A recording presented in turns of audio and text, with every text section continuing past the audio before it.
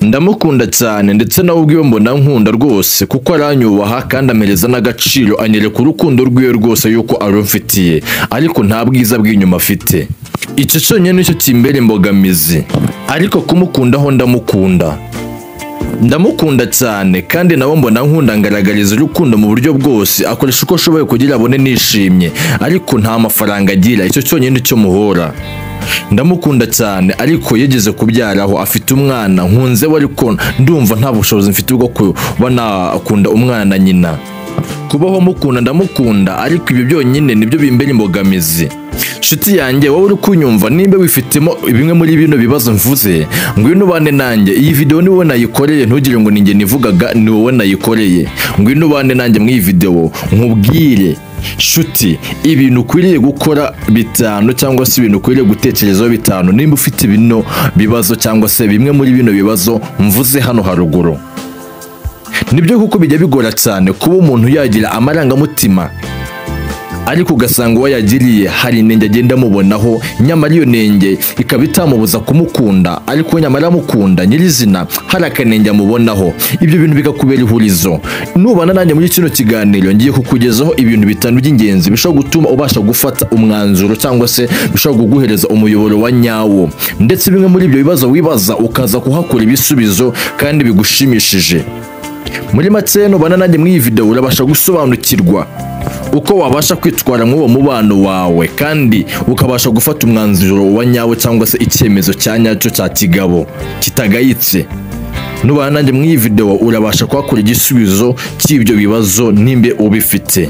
Nguhaye ikaze rero, iyi nico nitwa Hindura TV. Ibuka gukanda subscribe, ufungure n'inzogera, hanyuma wibikwe kurayikinga iyi video, wandike no muri comment tubwire ikindi kintu cyose twagukore, cyangwa se wandike mu ijambo ryiko ngo nayikunze, hanyuma wibuke kuyisangiza n'inshuti zawe uzizifite bino bibazo.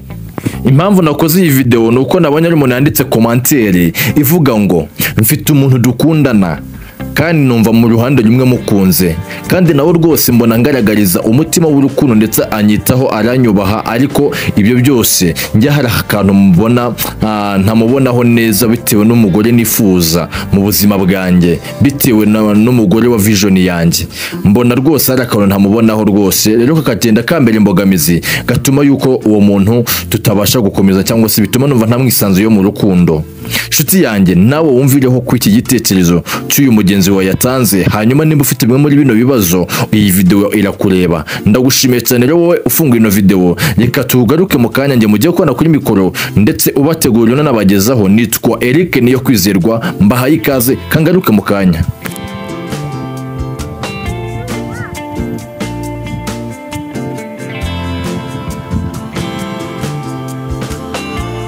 Nuko mubizi ntabo cyatubasha gutinda, mureke tujye mu cyatuzanye. Nibyo kuko nshuti yanjye, wowe ufite kino kibazo ndakumva cyane rwose 100%. Ibi bibazo bikunze kubaho mu rukundo, bigatera n'urujijo, bigatuma umuntu akomeza kubana n'undi nyamara yibwira ngo aramukunda, mu by'ukuri atamukunda. Bigatuma umuntu akomeza kubana n'undi nyamara yibwira yuko amwitayeho, cyangwa se amuhereza umwanya, rwose amufitiye umwanya mu mutima wiwe, nyamara icyo ngicyo ari ikinyoma cyambaye ubusa, kuko rwose atabamukunda. Abahanga bagenda bagaragaza zimwe mu nama hano bakugira ufite kino kibazo.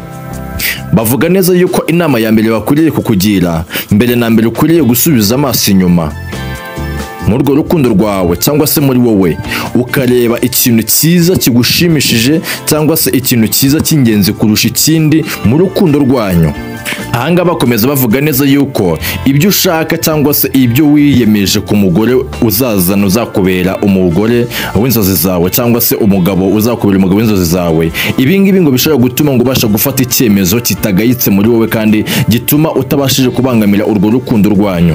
Ngo bishobora kugufasha kubona umwanzuro, cyangwa se gufata umwanzuro wa kigabo utabashije kubangamira wowe, cyangwa se utabasha kubangamira uwo muri kumwe muri relationship. Rero bakomeza bavuga neza yuko rwose ukwiriye gutekereza kuri kino kintu. Nimba uri kumwe n'umuntu ubasha kukubaha, akakwereka umutima mwiza, ndetse akanakwizera, rwose akabasha no kugukunda, urukundo ruzira uburyarya, ukabibona neza yuko agukunda urukundo ruzira uburyarya, hanyuma ukabona arimo aragufasha gushyira ku nzozi zawe, akwereka yuko rwose ashyigikiye inzozi zawe, akwereka yuko abanye nawe mu bihe bigoye cyangwa se mu bihe byose uri kumwe nawe, ukabona rwose nta kintu bimutwaye. Waba uri mu bukene ukaba nta kintu mutwaye, waba uri mu bukire ukaba nta kintu mutwaye, waba uri mu mubabaro akagufasha kuguhumuriza, mbese muri make ukabona ibintu byose nta kintu bigutwaye kuri we byerekeranye n'imbere. Afite umuco mwiza, agenda neza mu buryo bwerekeranye n'ubu buzima, akora ibintu byiza rwose, ukabona nta kintu bigutwaye, aho ugacogozwa nuko atari mwiza inyuma, physical appearance yiwe atari nziza, mu bigaragara atari mwiza. Ibi bintu ngukwiriye ngo gutekereza, kuko ngo uburyo umuntu agaragara bushobora guhinduka rwose. Ngaruka umutima n'imico bifite agaciro karambye ku buryo nta kintu cyabasha kubihindura. Rero bakomeza kubwira neza yuko rwose ukwiriye gutekereza kino kintu, ese ibyo nifuza ku muntu tuzabana nyirizina ni iby'igihe kinini cyangwa se n'iby'igihe gitoya, nyirizina ndimo ndahamanya n'inzozi zanjye z'uko uyu muntu rwose ubwiza bw'inyuma aribwo buzanyubakira urugo, ubwiza bw'inyuma aribwo buzatuma mbasha kubaho mfite amahoro mu rugo rwanjye, ubwiza bw'inyuma aribwo buzatuma mbasha kubaho mfite umutekano mu rugo rwanjye. Abahanga bakubwira yuko aka kanya numara kugafata ukagatekerezamo muri wowe, ukamenya neza igikwiriye aho ngaho, bitewe n'ibyo bibazo uri kwibaza, ibyo ngibyo bizaguheza igisubizo cy'uko ukwiriye kugenda muri urwo rukundo rwanyu cyangwa se by'icyemezo ukwiriye gufata. Bakomeza bavuga neza yuko umugore mwiza cyangwa se umugabo mwiza nuguhesha amahoro, nukubaha mu rugo, nugukunda, nugufasha kugera ku nzozi zawe, nukubahisha, nukwizera, mukizerana cyane, akakwizera rwose kandi akagukunda akabikwereka. Rero abahanga bakomeza bavuga neza yuko inama hano bakugira, ukwiriye gutekereza ukavuga uti se ibi ngibi nifuza ku mugore wanjye w'igihe kirekire cyangwa se ku mugabo wanjye w'igihe kirekire w'inzozi zanjye, ibi nibyo ndi kubona kano kanya. Rero ibyo uri kubona ako kanya kuri uwo muntu nibyo biguhereza umwanzuro wa nyawe muri wowe wo gufata uburyo ukwiriye gutwara urwo rukundo rwanyu. Niko abahanga bavuga. Ukwiriye gutekereza kabiri, wamara gutekereza kabiri ukareba igikwiriye wamara kukibona akaba ari cyo ukora, kandi ukamakinga sure neza yuko icyo kintu rwose ugiye gukora kitazagutera kwicuza mu gihe cy'ahazaza. Ikindi kintu cya kabiri rero ukwiriye gukora nyuma yo kubona yuko ufite bino bibazo navuze hejuru, nuko ugomba kubanza kugenzura amarangamutima yawe niba koko afite ishingiro y'ibyo uri gutekereza cyangwa se y'ibyo ukunze kwishyiramo. Nshuti yanjye, uwo muntu uramukunda cyane ndetse uranamwiyumvamo, ubona rwose n'ibikorwa gukorera rwose nta kintu bitwaye ndetse ananagukunda cyane byuzuye, ariko rwose ucogozwa n'ubwiza bw'inyuma. Ese reka tubazanye cyangwa se reka nkubaze, ubwiza bw'inyuma nibwo buzagenda bukubakira urugo, bitumwe wubahwa mu rugo nk'umugabo cyangwa se nk'umudamu mu rugo, uhabwa agaciro mu rugo nk'umugabo, uhabwa agaciro mu rugo nk'umudamu. Ubwiza bw'inyuma nibwo buzabasha kugutungira uwo muntu rwose, mugire umuryango mwiza, mubyare mwuruke. Bizaba kubera yuko afite ubwo bwiza bw'inyuma se? Bizaba kubera yuko ari mwiza rwose mu bigaragarira amaso? Nshuti yanjye, urugo rwubakwa n'urukundo rw'ukuri rutarimo uburyarya. Urugo rwubakwa no gushyira hamwe, mukizerana, mugahuriza hamwe. Urugo rwubakwa no kubahana, mukumvana. Nshuti yanjye, nugendera ku bwiza bw'inyuma nukuri uzahitamo zero, nyamara inyuma hari imibare. Iyo ni inama nkugiriye. Nshuti yanjye rero, ukwiriye gutekereza kuri kino kintu nkubwiye, ukareba neza kuko mu by'ukuri yuko utayobowe n'amarangamutima mabi. Icyo cyemezo wafashe mu by'ukuri koko ukareba nimbe ari cyo wari ukwiriye gufata, ukajya abana gufata icyemezo cya nyacyo kandi kiguhereje umuyoboro wa nyawo. Rero ikindi kintu cya gatatu ukwiriye gukora mu gihe ubona yuko rwose uwo muntu muri kumwe mukunze ndetse cyane ariko ukaba utakunze ubwiza bwiwe bw'inyuma cyangwa se uko agaragara inyuma, physical appearance, iyo ukaba utayikunze, ukaba rwose umuhora yuko adafite ubwiza, nta mafaranga afite, cyangwa se akaba yaranabyaye ari nk'umufiyemeri, cyangwa se akaba afite umwana hanze, ari umuntu w'umugabo ufite umwana hanze, rwose ibyo bintu bikaba bikubera imbogamizi. Dore ikindi kintu ukwiriye gukora kitabangamiye amarangamutima yawe cyangwa se kitabangamiye uko witwara. Ikintu ukwiriye gukora, ukwiriye kumuhamagara rwose rwose mukamugirana ikiganiro, kandi ikiganiro kinyuze mu muco ndetse kinyuze no mu rukundo, ukamubwira uko wiyumva, ntiyagire ibintu na bimwe worosaho. Rwose niba rwose hari ibintu wumva bidagaragara neza mu rukundo, mushobora kubiganiraho mu buryo bwo kubaka cyangwa se mu buryo bwanyu, mu buryo bwabagira umumaro mwese, nta n'umwe wirebye ku ruhande rw'undi. Gusa ujye witonda cyane, wirinda no kumukomeretsa, umuganiriza amagambo afite ishingiro cyangwa se amagambo yuzuye mu kinyabupfura cyinshi ndetse n'ubwenge, wirinda kumukomeretsa uwo muntu uwo ari we wese. Hanyuma umubano mwiza burya usaba kuganira mugahuriza ku bintu bimwe, kuko umubano mwiza burya ufasha abantu gukura mu buryo bwerekeranye n'ubwenge, mu buryo bwerekeranye n'ubw'Imana, mu buryo bwerekeranye n'iterambere. Burya umubano mwiza ushyigikira ibyo byose. Rero ubisaba kubanza kumuganiriza, kandi ukamuganiriza mu kinyabupfura utamukomerekeje, ukamubwira uko wiyumva nawe akakubwira uko wiyumva, mugafatira hamwe icyemezo hamwe. Rero nshuti yanjye, ibi bintu mwegeze mubiganiraho, niba mutarabiganiriyeho mutumire rwose muzabiganire, mubwire ukuntu wiyumva, hanyuma nawe akubwira ukuntu yiyumva, mufate icyemezo kibasha kuba gutuma mubasha kutabangamirwa mwese.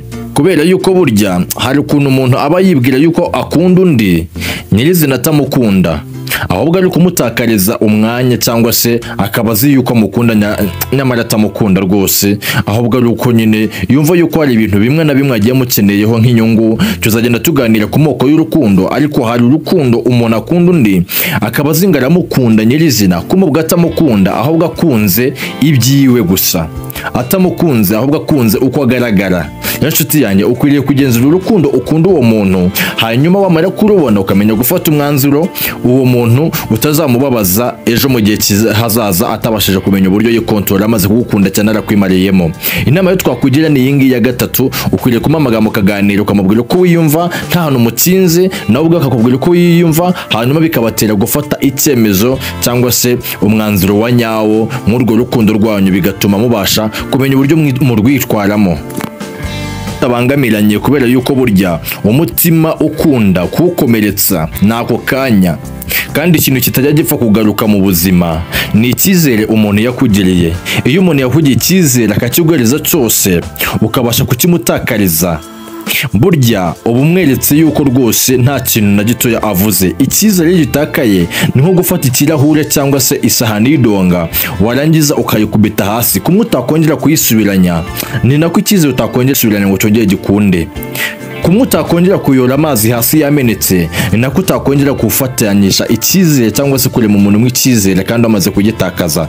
Ibi bintu nkubwiye ukwiriye kubikora mu bwenge, ukareba neza yuko rwose umekinze shuwa yuko uwo muntu hatarimo kumukomeretsa, kandi ukareba neza yuko rwose uwo muntu hari ibyo uri muri kuganiraho kandi bitarimo gutuma yagutakariza icyizere, nimbe koko wiyumva yuko nyirizina umukunze nyamara hari ibyo ukunze by'inyuma. Ukwiriye kumuganirizaho neza kandi mu bwenge. Inshuti yanjye, iyi nama nkugiriye ya gatatu nuyikora neza rwose izakubyarira umusaruro. Reka tujya ku nama rero ya kane, ari nayo ya nyuma ukwiriye gukora cyangwa se ikintu ukwiriye kugenderaho cya nyacyo gituma ubasha kwikura mu icyo kibazo kikubanya urusobe. Buriya nshuti yanjye, hari intego twihereza mu buzima cyangwa se hari abantu twifuza kuzaba, ariko ibyo twifuje ntabwo ari byo tubona mu gihe cy'ahazaza. Urugero, benshi bagiye bifuza yuko bamwe na bamwe bazaba abasirikare, abandi bakaba polisi, ariko kano kanya bakaba ari abayede, aka kanya bakaba ari abafundi. Benshi bagiye bifuza ko bazaba abaperezida, ariko kano kanya bakaba ari abacuruzi.